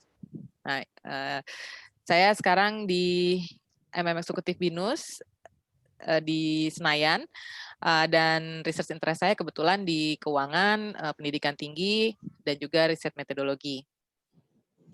Oke, ada 3 hal yang ingin saya sampaikan, mudah-mudahan bisa bermanfaat. Ini merupakan ide yang sebenarnya saya mikirnya udah agak lama tapi belum sempat untuk menuangkannya secara tulisan. Dan seperti tadi sudah Pak Agus juga menyampaikan, kalau kita itu menulis paper, biasanya kita cari ide dengan mengumpulkan beberapa literatur ya Pak ya. Dan ini saya sudah mengumpulkan beberapa literatur tapi tidak rapi memang gitu. Jadi ini baru preliminary study memang. Nah, pada yang pertama adalah saya ingin tahu dulu tentunya yang namanya social capital seperti apa, di mana social capital itu ternyata merupakan hubungan sosial yang mempunyai elemen-elemen utama seperti terhubungnya network atau jaringan-jaringan secara sosial, kemudian ada engagement antar anggotanya tentunya yang sifatnya adalah memang berteman gitu ya. Kemudian ada resiprositas, timbal balik gitu, baik saling membantu atau bergotong royong, dan yang terakhir karena itu semua dilingkupi oleh yang disebut trust atau kepercayaan. Jadi ada kepercayaan kalau misalnya kita dari tingkat yang paling bawah gitu ya, RT gitu ya, antar keluarga. Nah, itu kita ada engagement, kalau kita kenal, maka kita kalau peribahasa Indonesia itu kan tak kenal maka tak sayang. Nah, tak kenal maka tak sayang itu kalau kita udah kenal maka kita menjadi sayang gitu ya, menjadi trust gitu, menjadi percaya, sehingga kita bisa melakukan aktivitas-aktivitas yang baik seperti kita sekarang ini untuk melakukan kebaikan gitu ya, karena adanya engagement tadi, jaringan, keterkaitan yang akhirnya para peneliti itu menyebutnya modal sosial gitu, karena nggak ada urusan dengan duit gitu ya, nggak ada urusan dengan uang gitu. Nah, kemudian karena ini merupakan suatu modal ya, maka itu disebut kolektif aset. Ya, jadi kalau ini berhubung saya lebih gampang menghubungkannya semuanya ke keuangan ya Bapak Ibu. Kalau misalnya aset itu sesuatu yang kita punya, yang bisa kita manfaatkan, yang bisa tentunya generate sebuah timbal balik gitu ya, baik secara secara capital atau secara value atau secara kebaikan. Nah, kolektif aset ini bisa berupa norma-norma yang di-share, kemudian nilai-nilai yang di-share, kepercayaan, trust, jaringan, juga sosial tadi gitu ya, dan institusi yang terkait di dalamnya, individu-individu yang terkait di dalamnya yang dapat memfasilitasi sebuah koperasi dan action yang kolektif, dan tujuannya adalah untuk mutual benefit. Secara umum, social capital ini terdiri dari struktur dan kognitif, cara berpikir yang sama, ikatan, gitu ya, bridging, kemudian linking, baik nanti ada ukurannya lemah maupun kuat, gitu ya, dan juga bentuknya nanti sifatnya horizontal atau vertikal. Nah, ada beberapa scholars yang mengkhususkan diri pada social capital, diantaranya Fukuyama, Bandier, dan juga salah satu lagi nanti saya sebutkan. Nah, Fukuyama tahun 2001 itu menggarisbawahi 4 cara, di mana karena ini adalah masalah di mana budaya dan ekonomi kadang tidak bisa bergabung gitu ya, kadang-kadang seperti suatu dua kubu yang berseberangan, tapi sebenarnya dia bisa disatukan oleh yang namanya modal sosial ini atau social capital.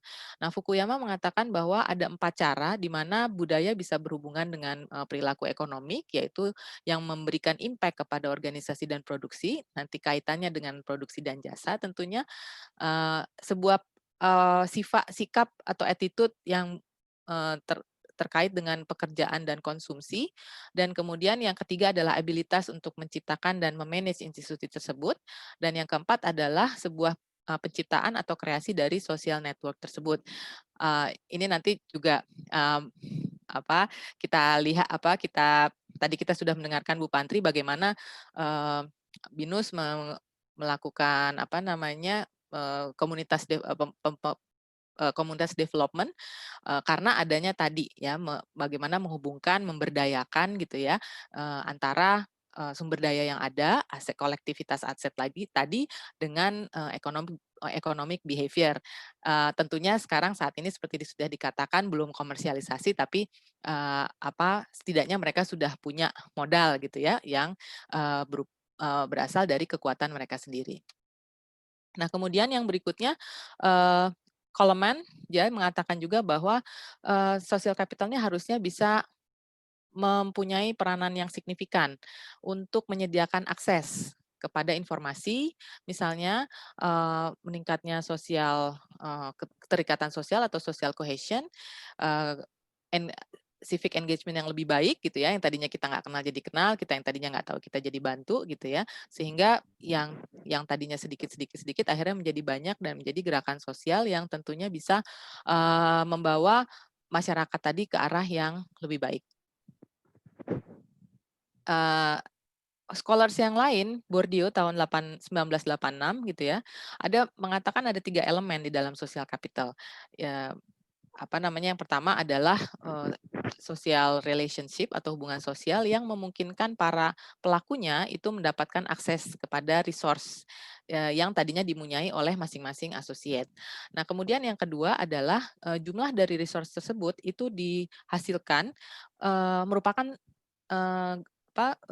additional atau gabungan-gabungan sebagai totalitas dari relasi antar aktor yang lebih menjadikan itu sharing common yang berkualitas, yang menentukan kualitas dari grup tersebut.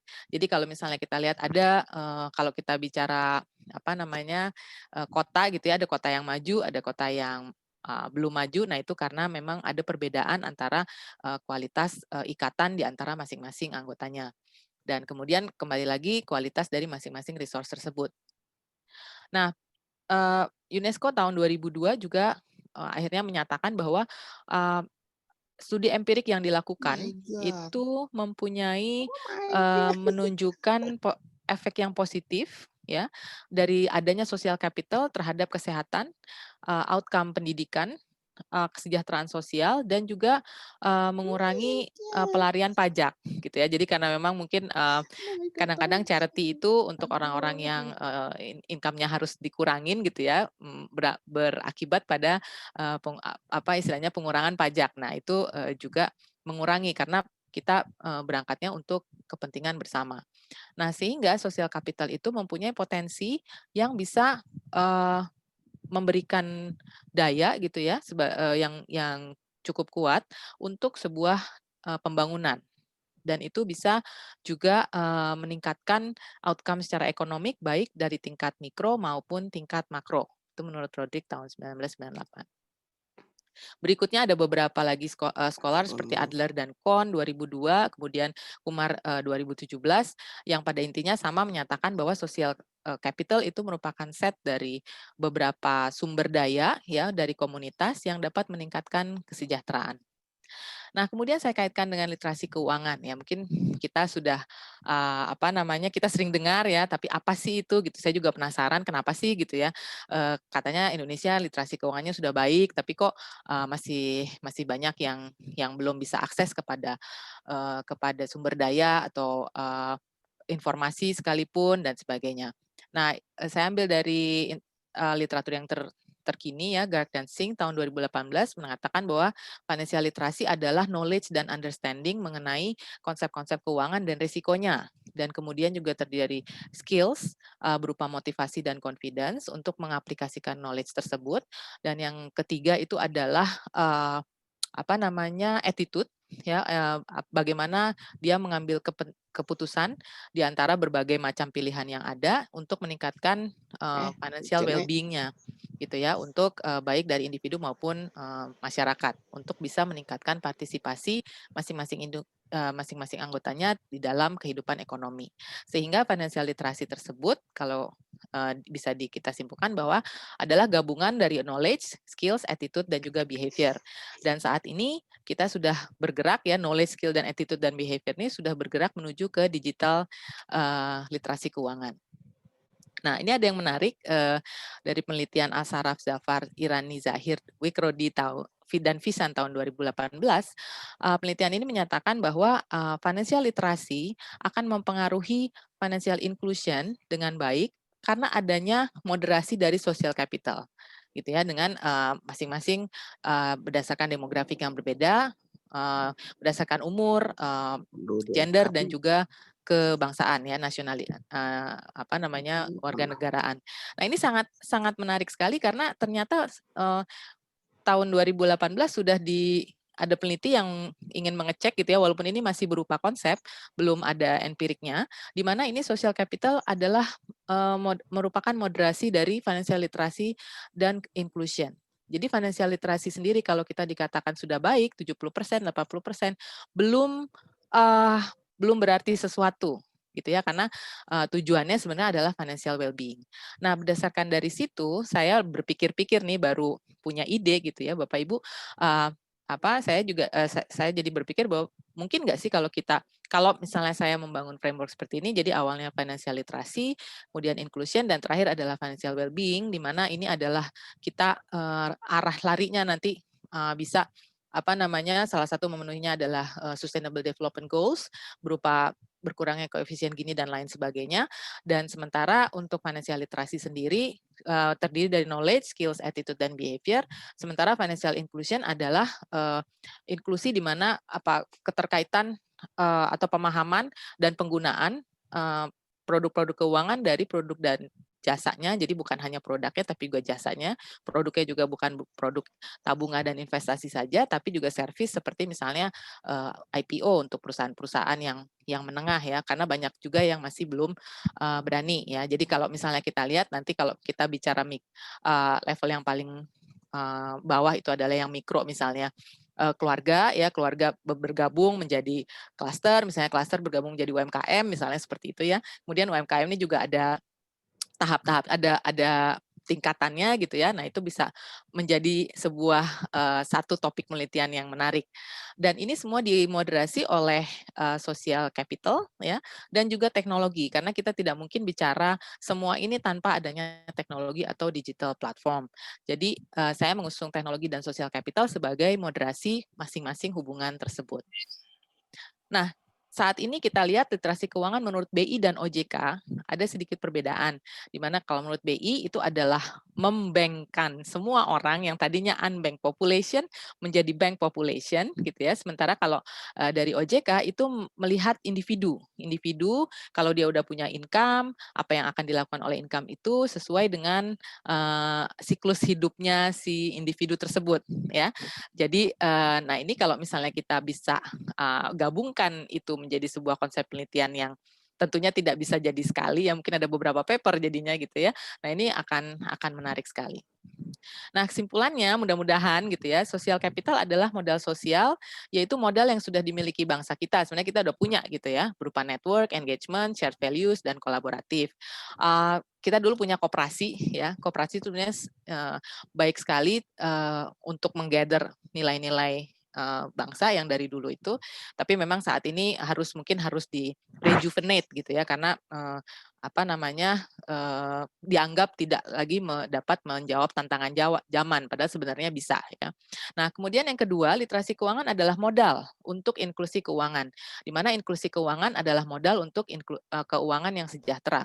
Teknologi dan modal kapital merupakan moderasi literasi keuangan, inklusi keuangan, dan keuangan yang sejahtera. Peningkatan literasi keuangan harus berjalan paralel dengan menyiapkan inklusi keuangan, dan dua-duanya harus mengejar ketertinggalan, gitu ya. Kemudian yang terakhir, bila individu mendapat mencapai keuangan yang sejahtera, maka harapannya negara juga akan menjadi negara yang sejahtera. Baik, demikian dari saya. Terima kasih banyak atas perhatiannya. Saya Dewi Tamara. Baik, kita lihat apakah ada pertanyaan.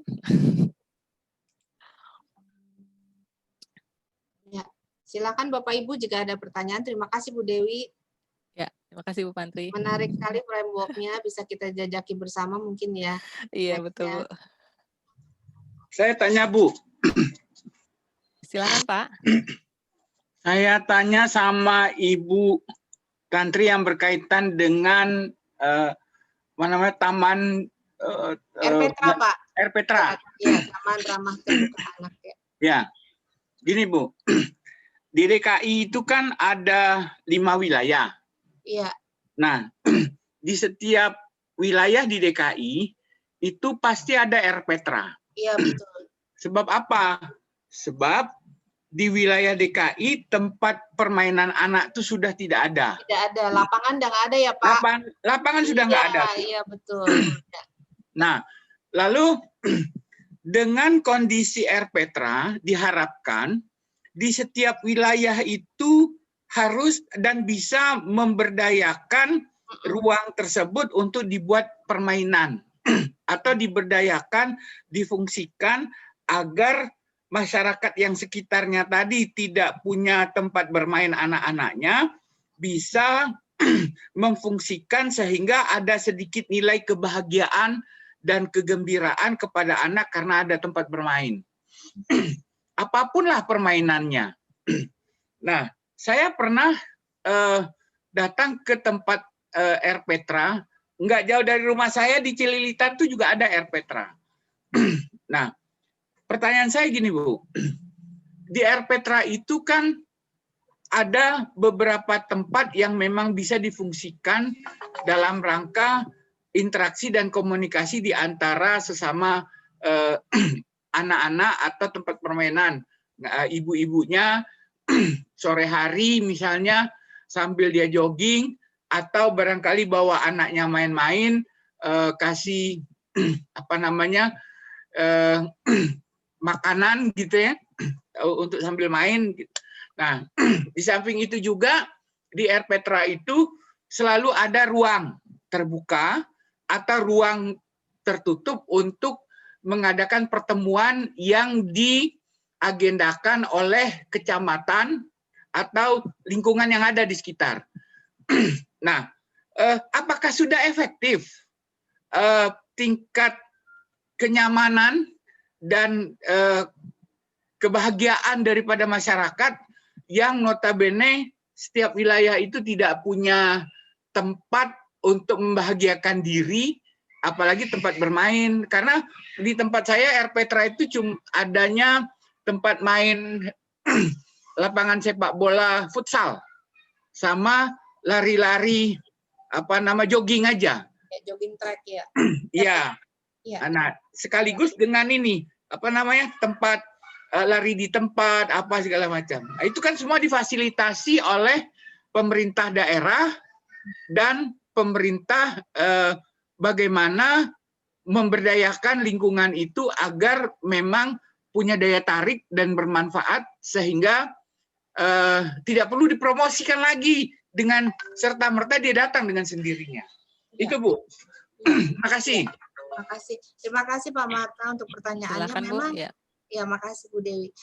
Memang sejauh ini saya belum ketemu Pak hasil penelitian yang yang kemudian membeberkan atau menghasilkan satu kesimpulan apakah fasilitas di Air Petra itu sudah mampu memberikan dampak meningkatkan keriaan, kebahagiaan dari warga. Saya belum ketemu sih, mungkin sudah ada tapi saya belum pernah menemuinya. Itu yang pertama. Tapi kemudian kalau dari observasi Pak, saya kebetulan juga ke beberapa Air Petra. Jadi sebelum pandemi Air Petra itu cukup memberikan cukup memberikan suatu suasana segar ya bagi warga sekitar gitu. Mereka jadi punya ruang terbuka, aman, bersih gitu ya. Aman dan bersih terutama buat anak-anak. Terus untuk aktivitas pagi, Pak, orang tua juga bisa jogging dan sebagainya gitu sih, Pak.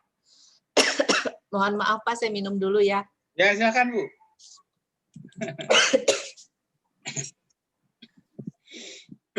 Oke, baik.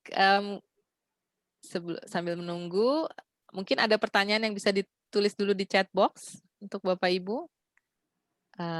Karena kita juga waktu.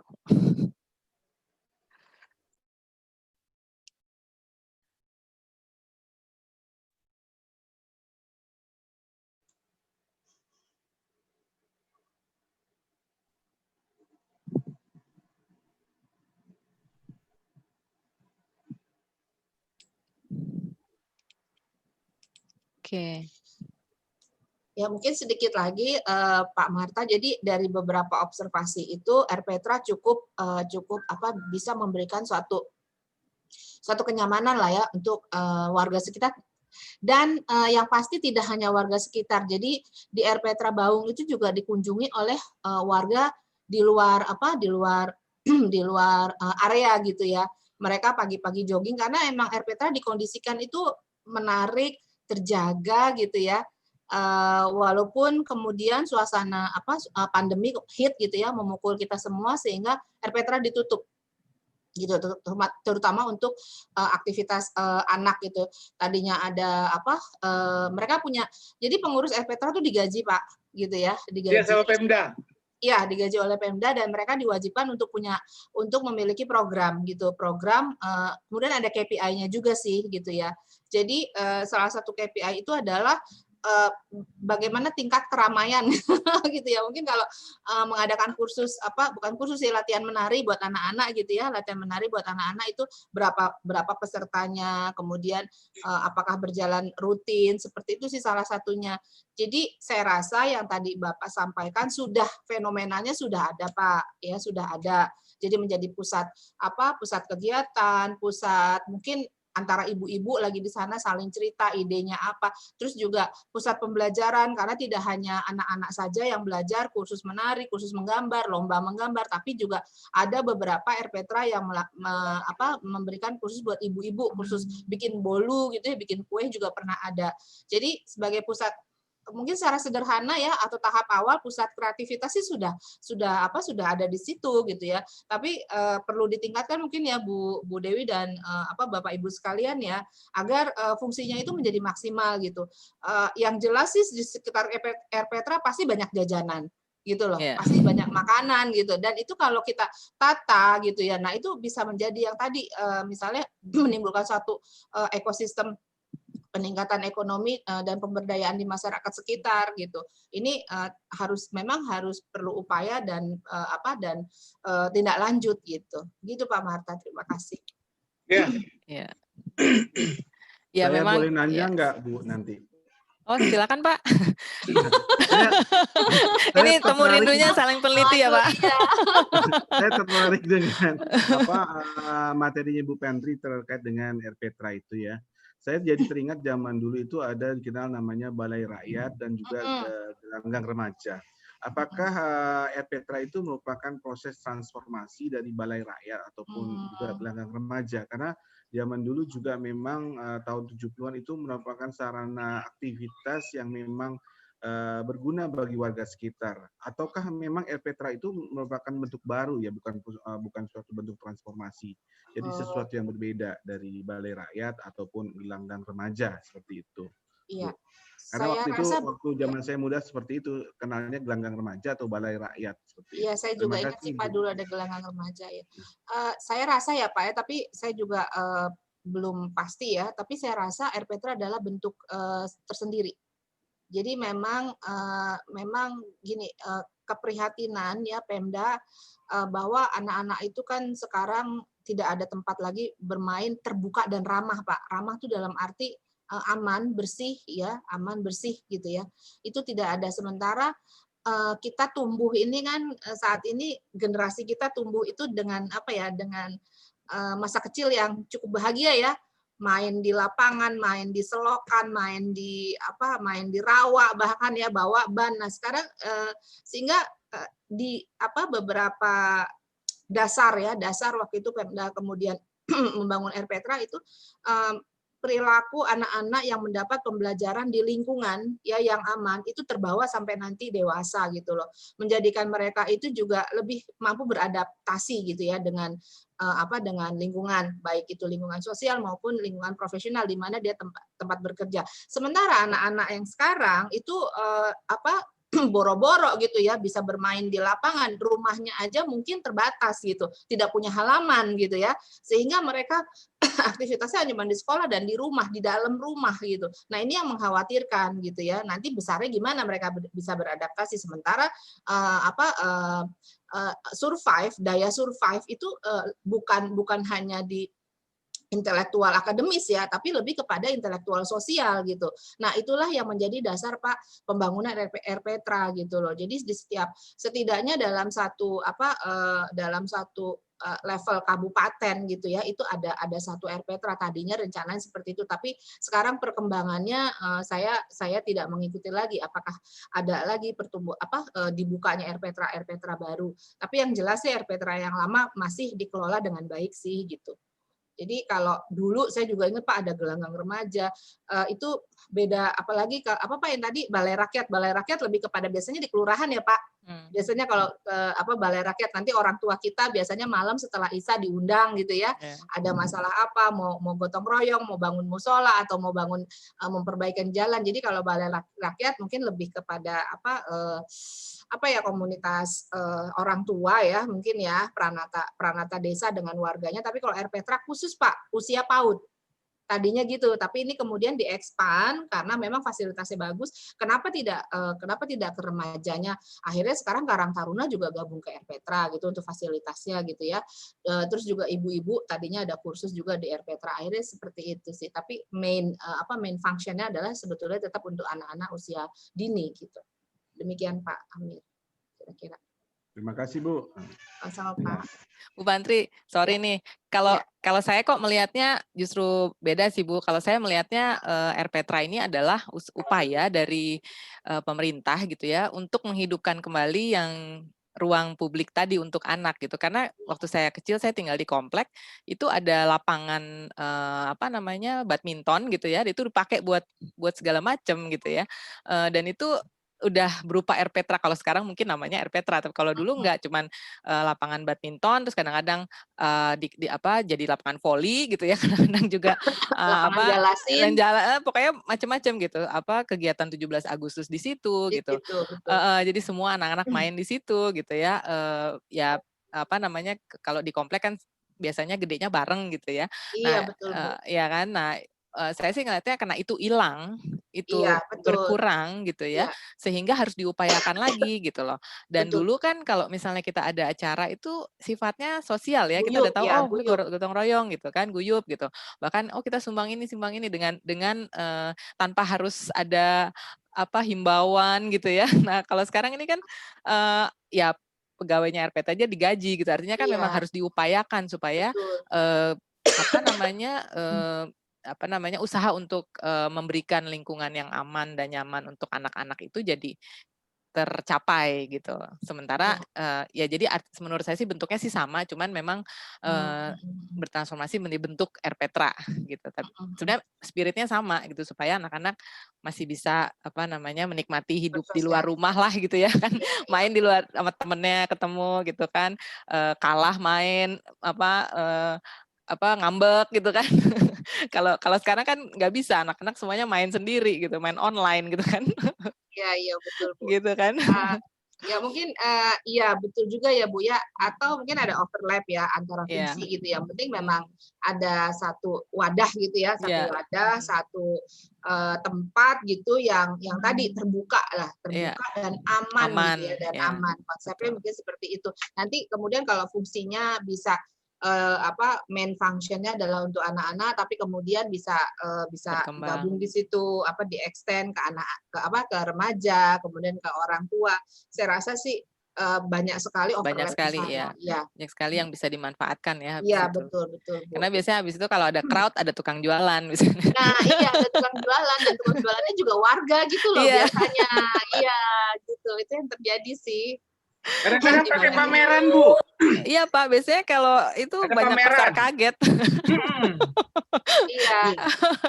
Tukang gado-gado, tukang rujak, tapi warga gitu. Oke, baik Bu Pantri, mungkin waktu juga nih yang sudah lebih ya. Baik kalau gitu. Kalau tidak ada pertanyaan, Bapak Ibu, senang sekali ya kita bertemu ya. Nanti kita akan adakan lagi Bu Pantri ya. Ya, insya Allah kita akan adakan lagi. Ini tadi diskusi sebentar karena kayaknya bagus ya acara ini. Temu rindu peneliti kita santai, tapi juga ada manfaatnya buat kita semua. Kita akan lanjut ya Bu Dewi, Pak Nuah ya, Pak Agus, Pak Amir. Jadi temu rindu ini jadi semacam brand acara kita gitu. Semoga insya Allah nanti di awal tahun depan kita bisa adakan lagi. Amin. Oke, baik. Oke, Pak Nuah boleh ditutup acaranya Pak? Silakan Pak. Ya. Sebagai closing ya. Ada closingnya? Ada Pak. Iya Pak. Oke, terima kasih ya kepada semuanya, kepada peserta yang datang pada hari ini, pada siang sore ini. Saya sangat berterima kasih, kami mewakili daripada Ibu Pantri dan semuanya di CBSE, sangat senang sekali dapat bertemu atau bersua dengan saudara-saudara atau mungkin teman-teman sepeneliti. Jadi saya kira bentuk daripada pertemuan ini adalah merupakan bentuk yang berkelanjutan, ya. Kalau misalnya tadi kita bicara tentang sustainable development, kita bicara juga tentang SDG, kita juga bicara tentang kelanjutan daripada acara ini. Karena acara penelitian atau mungkin penelitian yang ke depan juga kita harus mengkolaborasikan antara pemerintah, antara swasta dan penelitian. Itu merupakan suatu bentuk gerakan yang lebih besar lagi untuk membangun negeri ini. Saya kira itu aja mungkin dari saya sebagai perwakilan. Saya mengucapkan terima kasih sekali lagi kepada Ibu Pantri yang sudah memberikan kesempatan kepada kita semuanya untuk dapat bersua. Terima kasih Pak, Bu. Ya. Baik, terima kasih Pak Nuah.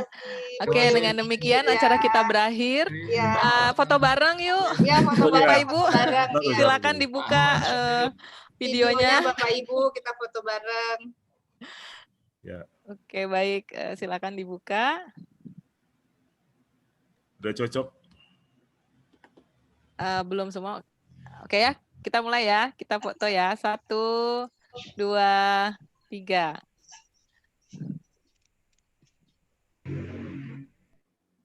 Oke, sudah Bu Pantri? Ya, baik. Terima kasih Bapak dan Ibu. Sampai ketemu nanti. Ya, assalamualaikum warahmatullahi wabarakatuh. Waalaikumsalam warahmatullahi wabarakatuh. Izin live Bapak Ibu. Sampai ketemu. Terima kasih Pak Nuah. Ya. Terima kasih. Sama-sama Bu. Sama-sama. Terima kasih Bapak Ibu semua. Terima kasih Bu Pak Wahyu. Fikri, terima kasih Pak Marta. Ya, Terima kasih. Pada ya Pak Noah. Bu Dwi, kepada Ahmad Samil, ya semuanya. Mari Pak.